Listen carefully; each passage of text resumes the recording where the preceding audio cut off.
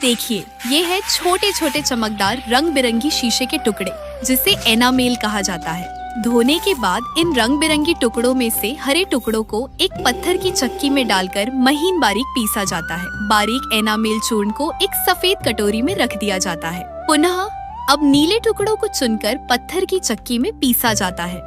फिर पीसे हुए इस नीले पाउडर को भी एक दूसरी कटोरी में रख दिया जाता है। ऐसे ही सभी रंग के टुकड़ों को पीस लिया जाता है। अब रखे पुराने पारंपरिक तांबे के बर्तन और कुछ तांबे की पतली तार को निकाला जाता है।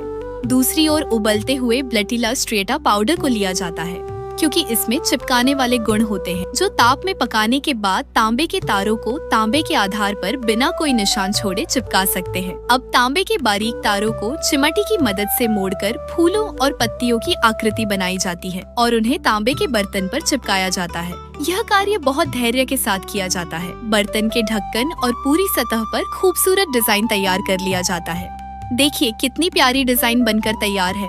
अब तांबे के तार को तांबे के बर्तन पर फिक्स करने के लिए पानी का छिड़काव और वेल्डिंग फ्लक्स का छिड़काव किया जाता है, ताकि तांबे की पकड़ मजबूत हो सके। अब इन पात्रों को धधकती भट्टी के अंदर रात भर के लिए तपाया जाता है। सुबह होते ही जब ये पात्र अग्नि से तपकर बाहर निकलते हैं, तो इन्हें तुरंत ठंडे जल में डुबोया जाता है। फिर इन पर छड़ी ऑक्साइड परत को ब्रश से हटा दिया जाता है। अब पत्थर में पीसे इस हरे रंग के पाउडर को जल में घोलकर एक गाढ़ा मिश्रण बनाया जाता है। पुनः लाल रंग के पाउडर का भी गाढ़ा पेस्ट बनाया जाता है। ऐसे ही सभी रंगों का पेस्ट बना लिया जाता है।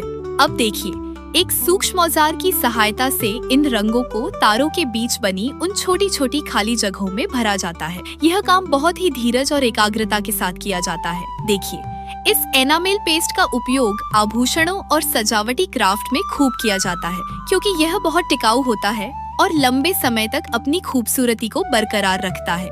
देखिए, अब तांबे की सभी खांचों में यह एनामेल पेस्ट भर लिया जाता है। पात्र के बाहरी रूप को संवारने के बाद इसके भीतर भी बारीक चूर्ण डालकर एक समान परत बिछाई जाती। अब इन पात्रों को पुनः भट्टी के हवाले किया जाता है। अग्नि की यह दूसरी तपन इन रंगों को कांच की तरह पारदर्शी और पक्का बना देती है। इन्हें निकालकर कुछ देर के लिए ठंडा किया जाता है। फिर ठंडा हुए बर्तन को अब छोटे पत्थर से इसे रगड़ा जाता है। पुनः कोयले से इसे तब तक रगड़ा जाता है जब तक वे रंग अपनी पूरी गहराई के साथ चमक न उठे। देखिए कैसे तांबा अब तितलियों की तरह चमकने लगा है। अंत में इसे सहेज लिया जाता है। देखिए, इसे प्राचीन समय में सजावटी कला कहा जाता था।